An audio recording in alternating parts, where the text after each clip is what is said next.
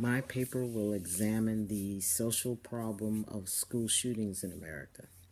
I will be examining why a focused collaborative intervention involving parents, the school peers, law enforcement, community, and legislative actions are all necessary in planning steps for prevention.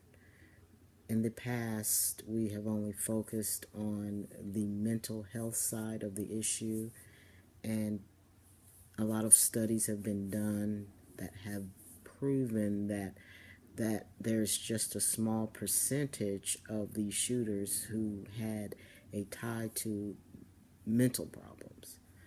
So in this paper, I'm going to examine all the components that could possibly be applied to preventing this from happening when it does, because it is so random.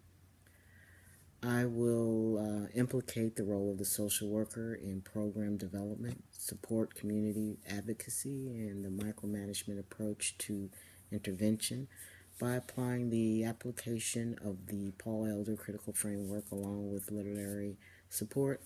I will examine the following: the psychosocial or behavioral implications associated with the profile of the shooter, with references: 1. Studying school shootings, challenges and considerations for research. Number 2, Department of Justice, a study of active shooters incidents in the United States between 2000 and 2013. I will also, number 2, the current legislation in place for gun control, suggested alternatives by mental health and law enforcement professionals, and also the NRA and their approach to the situation. And I will use results and also costs analysis. And my references are Guns, Public Health, and Mental Illness, Evidence-Based Approach for Federal Policy. Also, The Only Thing That Stops a Guy with a Bad Policy is a Guy with a Good Policy, an examination of the NRA's National School Shield proposal. Next, I will look at the current school intervention programs and school teacher crisis management on identifying signs of potential emotional, mental, behavioral implications in seemingly distressed students. My references will be Echoes of Columbine, the emotional work of leaders in school shooting sites, School Crisis Management, a model of dynamic responsiveness to crisis life cycle. I will also be looking at how advocacy groups associated with issues and the work happening in various communities.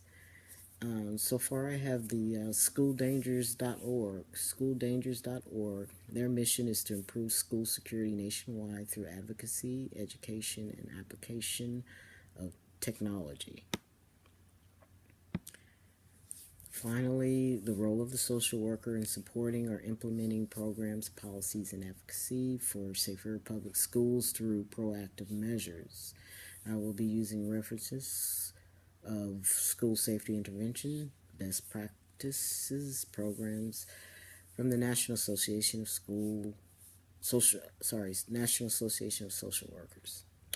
Also, the Guide to Preventing and Responding to School Violence, second edition, Bureau of Justice Assistance, and School Social Work Association of America, and they are looking at administrators' resources and how can schools cope with tragedy.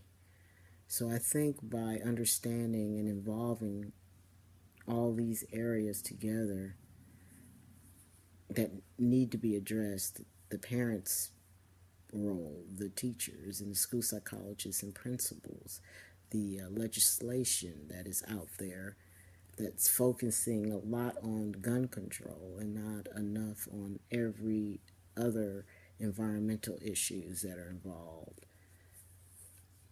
So I think through the process of going through this paper and the resources that I have, I could possibly develop a better understanding of how not only the role of the social worker, but the community, the parents, the teachers, and everyone can take part in helping to resolve this issue from becoming out of control, in the sense that we can never get a handle on what we can do to actively prevent this in the future.